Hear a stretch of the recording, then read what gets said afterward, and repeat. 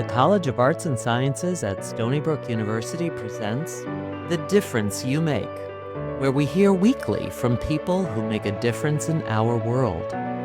Here now, the Dean of the College of Arts and Sciences and Professor of History, our host, David Robel. Hello, my name is David Robel, Dean and Professor of History in the College of Arts and Sciences at Stony Brook University.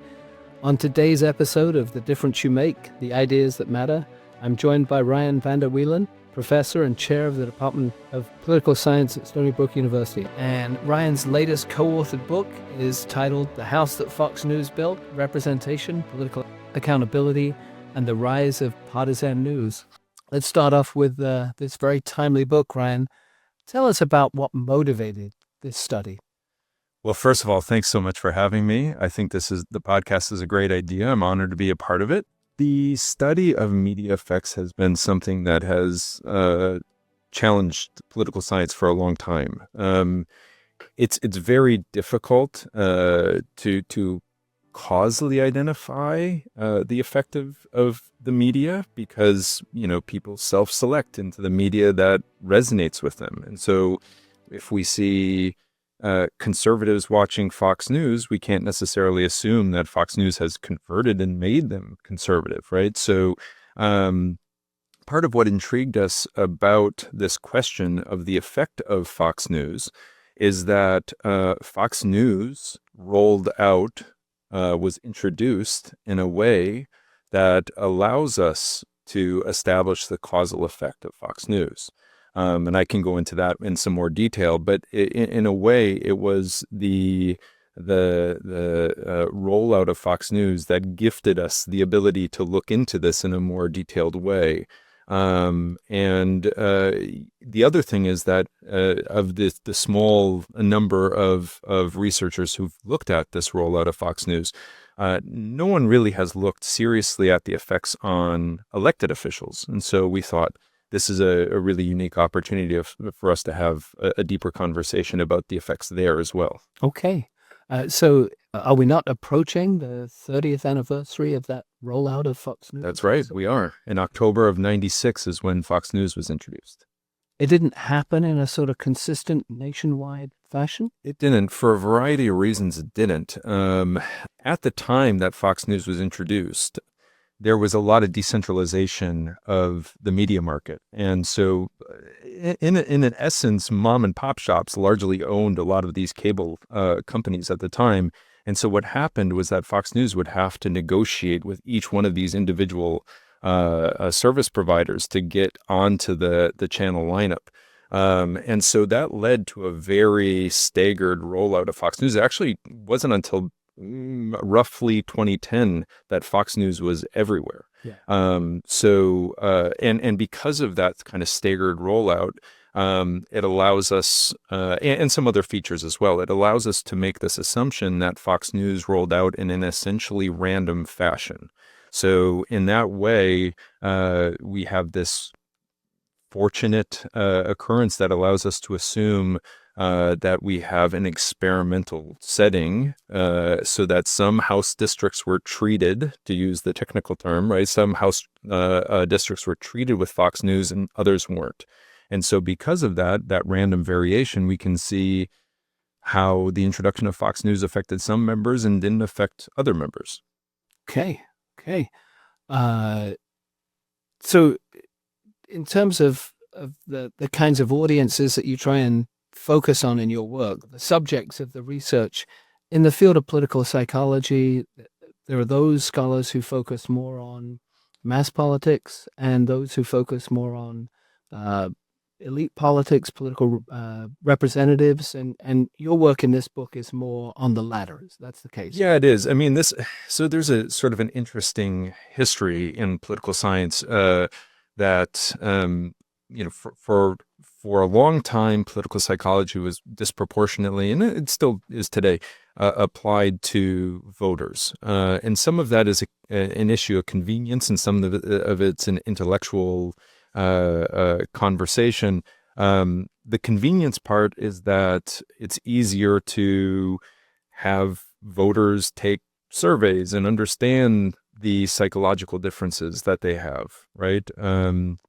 And sort of the more intellectual conversation that's had is that for a very long time, it was believed that elected officials were sort of less subject to the psychological constraints that we attribute to voters, right? So we would say that elected officials were more consistent with a rational choice model.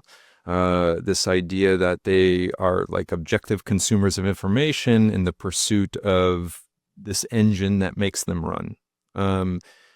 But, we know to some extent that that's not true. And I'm trying to continue to contribute to that conversation by moving the discipline more toward the study of, or the application of, political psychology to elected officials, which has, again, its challenges.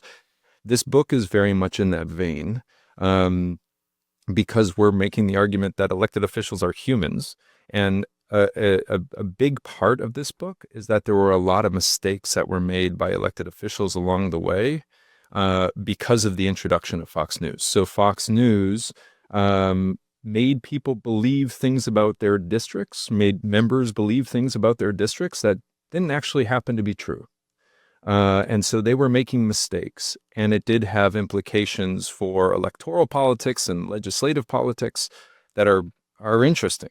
Now you begin with an anecdote about Speaker of the House John Boehner and Michelle Bachmann, the representative from Minnesota, and her desire to just jump straight onto the House Ways and Means Committee, and the role that Fox, or the threat of Fox News, may have played in that. Can you talk us through that opening anecdote, and how the book is in some way trying to move us beyond that, the simplicity of that anecdote? So what happened in that instance was that Michelle Bachmann, who was, a fixture on Fox News at the time, didn't want to wait in the queue for her turn to get onto the prestigious committee. And so there's, there are a lot of sort of norms and institutions that are in place that she decided that she wanted to circumvent. And the Speaker of the House, pretty conservative, old school. Yeah. Approach. So Boehner was a more sort of, old school establishment Republican speaker. He ultimately, we know his fate, right? I mean, he ultimately was forced out of the position. And in large part because, there were more junior members who were farther on the right who had access to these media outlets that gave them leverage over the speaker, which is a very odd thing, historically speaking, that a junior member could essentially extort a speaker to get her way.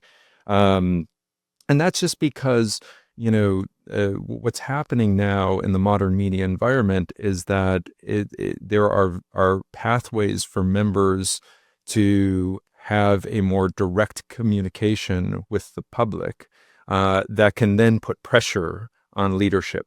And so leadership has to be really careful to navigate these things. Yeah.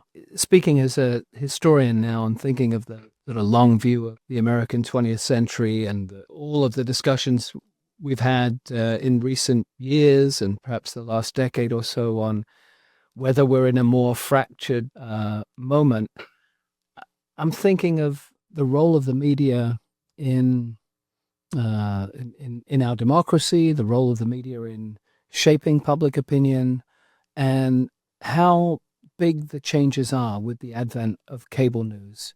On the one hand, you think, well, it's different because we used to have national news networks, and there were a prescribed sort of set of parameters, and the news was to be reported and not commented on.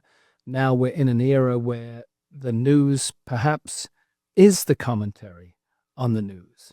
But is that completely different than in earlier eras? I'm thinking of a couple of things spring to mind very quickly. One is in the early to mid 1930s, Upton Sinclair, the socialist author of The Jungle, ran for the Democratic Party nomination for governor of the state of California.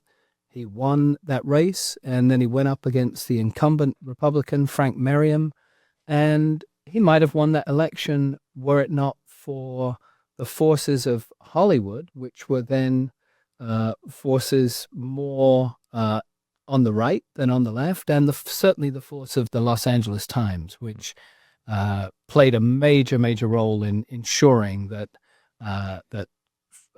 Sinclair did not beat Merriam. Also, Franklin Roosevelt didn't give his endorsement to Sinclair, thought he was too radical. But that's an instance where, the media inserted itself. I think about the McCarthy era, where you have a character who was able to make bold claims and allegations, and the media perhaps was too slow to be able to respond to the scale of those allegations. But then the media played a significant role sort of as a collective whole in bringing McCarthy down, reining McCarthy in. So I guess it all boils down to a simple question. How different are things today in the era of cable news networks? It's a really interesting question. So in terms of thinking about what has changed since the McCarthy era, I think of really sort of two big aspects of the media that contributed to the media's ability at that time to coalesce and ultimately bring down McCarthyism. And those two things were a very different definition of journalistic objectivity and the smaller collection of news networks and the types of material that they were covering and the tone that they were covering it in. And I think in those two areas, we have seen pretty dramatic change. So I'll be more specific. So in terms of journalistic objectivity, at the time of McCarthy, it allowed figures like Edward R. Murrow to call out McCarthy and to bring McCarthy's behavior to the public's attention. And he was able to do that because he had gained the trust of the public and because he had used his position to level criticism in an even-handed way. Today, journalistic objectivity in a very polarized climate often means giving equal weight to two different sides, even if one side is engaging in the dissemination of misinformation, right? And so what this does is it creates this false equivalency where people give equal weight or equal validity to both positions, and it becomes very difficult for the public to assess what truth means in that environment. Sure. And the second thing that I'm thinking of here, again, is that in the 1950s, we had a relatively small number of major news networks. They were covering the same basic events in the same basic way. And what that did was create a shared understanding of facts, right? And sure. It doesn't necessarily mean that like everyone agreed on what to do with those facts, but at least there was that foundation to build the public discourse on. Sure. And in today's fragmented media environment where people can self-select into news sources that are congenial to their beliefs, they can essentially shield themselves from having to hear the types of negative information about their side that would be important to arriving at a quote unquote truth. Yeah. And so those changes in the media environment are a cause for concern for me. I am nervous that the media today is less equipped to combat a modern day McCarthy than they were back in the 1950s. Got it.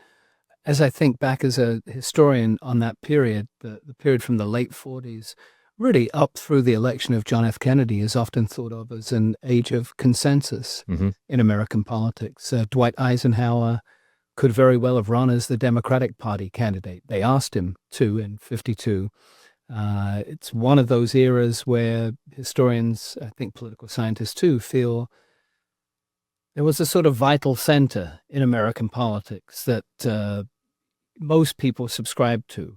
And if something was on the far end of the political ideological spectrum, whether on the right or the left, that would get pushback from the vital center, which occupied much of that spectrum.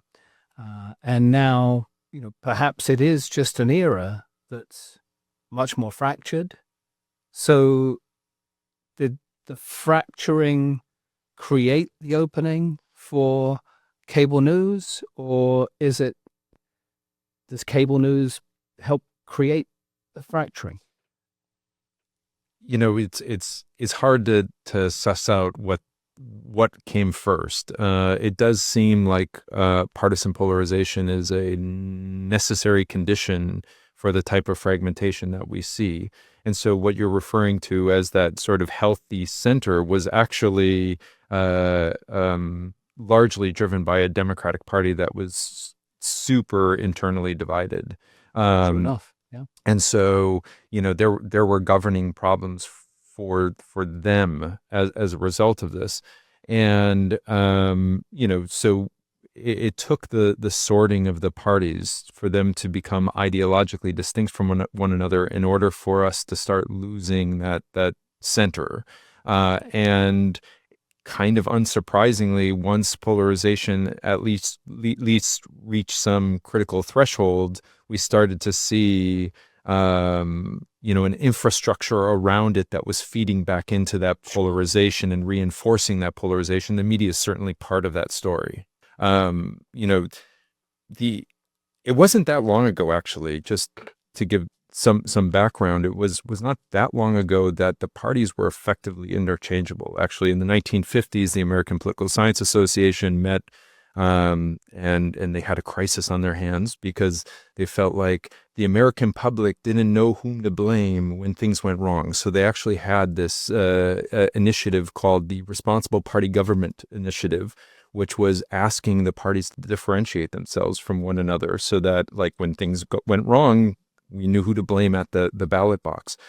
The early 1970s began to change things. And in large part, I won't go into too much detail here, but in large part because of some legislative reorganization acts. And one of the things that these legislative reorganization acts did was make committee chairs subject to election by their caucus. So instead of attaining committee chairs by just being the longest serving member, you had to actually gain the votes of your colleagues in the party. And so what this ultimately did was it ousted a number of conservative Democrats from those key positions, and they were holding up some legislative initiatives that the Democrats wanted to pursue at the time. And so they left, right? So they left the party. And then we start seeing Democrats and Republicans sort and become more ideologically distinct from one another. At roughly the same time, we're also seeing the demise of local media outlets, and subsequently the rise of nationalization, which with national media outlets focusing more and more and more on national politics, right?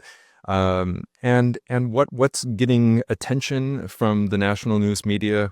Conflict, right? So that's feeding back into the polarization. So this is all a tangled web that's reinforcing itself and reinforcing these divisions.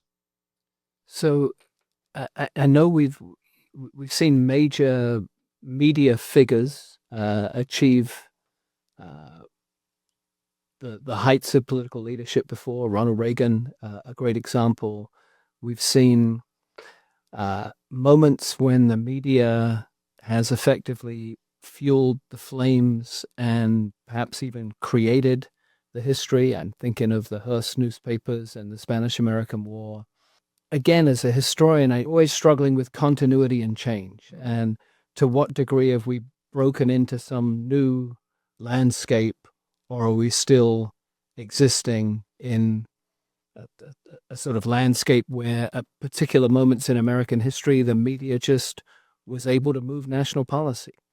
Is it that Fox has provided some of the people who've gone into politics? Is that a difference that we see people who've gained their fame on Fox rather than through traditional political means playing a role? Elected officials becoming, media personalities becoming elected officials.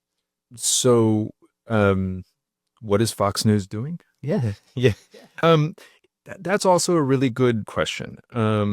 So there is some work, actually by one of the co-authors on this book, that makes the argument that Fox News is really not moving the needle much in terms of affecting viewers. So the argument is basically that Fox News is preaching to the choir, right? The people that would already subscribe to these conservative beliefs are the people who watch it, and it doesn't really move the needle. And I agree with that, right? But what I would also say is that Fox has had success with focusing the conversations that surround policies. It has so in another book that I've written, I make the argument that people have different types of processing of information. People process information in different ways. And some people are emotional reasoners. This is a very simplified version, but emotional reasoners, others are cognitive reasoners. And then there's this other class of people that are both emotional and cognitive. And that is they have a strong partisan impulse, but they also have a desire to understand things at a deep level. And sometimes they are confronted with this cognitive dissonance, and they need to understand how to resolve that cognitive dissonance.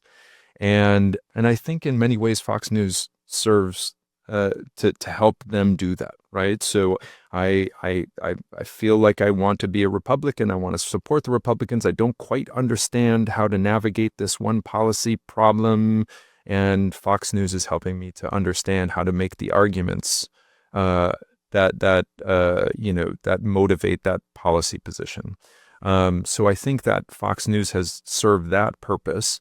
Is it different than CNN, MSNBC, and the way they're providing that sort of shaping of opinion, that sort of landscape of certainty for people on the progressive end of the spectrum? So are we seeing an analogous response from more left-leaning outlets?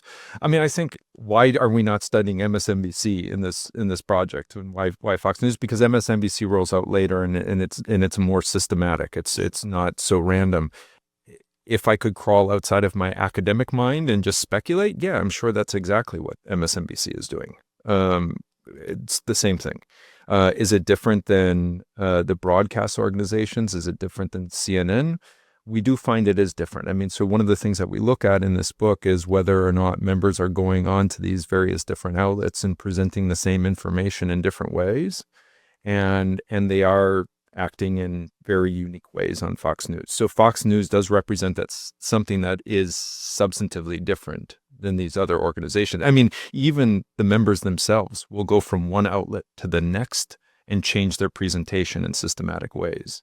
So Fox News is a different beast in that regard. We have a few examples of progressive politicians finding a space on Fox, finding a sort of a comfort level and being sort of regular contributors. Sure. Pete Buttigieg, so, for example. That's something else we look at in the book. And what we do find is that Fox News is not it's not blocking Democrats from showing up on their channel.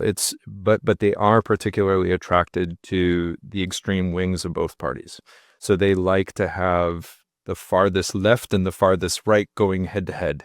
And that's also pretty systematic on Fox and a little bit unusual in the media landscape. So do you think that the American public is sort of crying out for an expansion of the middle ground and for less noise on the news front? It's interesting. So they espouse a desire for that. And then they don't always act in that way. So when we give them surveys that ask them, do you want to see compromise? Do you want to see consensus, bipartisanship, right? They pretty ubiquitously answer yes to that, right? They say we don't like when all this fighting going on in the halls of DC. But then we've seen a precipitous drop in split ticket voting, right? We've seen changes in contribution behavior that all seems to reinforce polarization. So they're saying one thing, right, which I think is probably maybe demand effects, right? Like understanding that that's what they maybe should say and acting in ways that doesn't always reinforce that. We're even seeing geographic mobility Exactly. to align with political preference. That's right. Yep, that's right. I mean, this is actually not to be too self-promotional, but this is part of what is so surprising. A co-author of mine and I have just finished up some work on obstruction, legislative obstruction. We were struggling to figure out is why do we see a systematic rise in obstruction, even though the public is saying they don't want to see obstruction, right? And so that's the tension that we're trying to resolve. Yeah, I want to shift gears just a little bit, although we're still on Fox to no small degree. One of your articles titled "Proving Her Strength: The Partisan and Gendered Implications of Legislative Obstruction," you're trying to get at this issue of voter partisanship through the lens of gender to some degree, and you make the point that Republicans tend to value masculinity more than Democrats, and obstruction, political obstructionism, is a more masculine behavior, or at least posited to be. And in the article, you theorize that Republicans are more likely to reward obstructive behavior from female legislators. Can you talk a little about that study and how we're perhaps seeing core sort of gendered theme playing out in politics where obstructionism is rewarded? And this article is dealing with it from the perspective of gender, but perhaps more broadly, a greater value is placed on obstructionism when a greater value perhaps was placed on bipartisanship in earlier periods? Yeah, sure. So actually, just give a quick shout out to my co-authors on the paper that you just referenced. To both were PhD students here at Stony Brook, excellent PhD students when we started this project. Yeah, I mean, so we're wrestling with this, right? Because we're seeing a rise in obstruction, even though the public keeps on saying that they don't want obstruction, they want compromise. Why is that happening? Well, there's a simple answer, which is that as parties become more a part of how we identify as humans, right? We start to see politics as a place of conflict, right? Just the same way that if someone identifies as a fan of a particular sporting team, we don't oftentimes step back and say, why am I a Packers fan? I really should dig deep into this and reevaluate whether the Packers serve my purposes. No, it's not that. It's a part of their identity. And as a result, there does grow some demand for conflict, for winning in a competitive space. So the simple answer is that obstruction serves that purpose. But we are seeing some asymmetries across the parties in terms of demand for obstruction. And in part, we answer that question by looking at psychological demands from the voting public. And it actually turns out that Republicans are have high demands for masculinity. That is what that's saying is that they like more masculine traits in leadership. This is fairly well established in the literature. And actually, there is some evidence to suggest that Democrats like more feminine traits in leaders, that women do better among Democratic voters. Empathy is one of those traits. Sure, yeah. And their compromise cooperation also maps onto it. Because of the demand for masculinity, women suffer what we refer to as a masculinity deficit in the minds of Republican voters. That is, they're not seen as strong as their male counterparts. And so they have to compensate in ways. And we argue that obstruction, which is inherently control of debate, is a masculine coded behavior, which means that, they can gain their masculine bona fides by demonstrating obstruction. And so that's part of the reason we've seen a disproportionate rise of obstruction, not only among Republicans, but women Republicans in particular. Okay. I'd like to wrap up by returning to the house that Fox News built. A question about the methodology.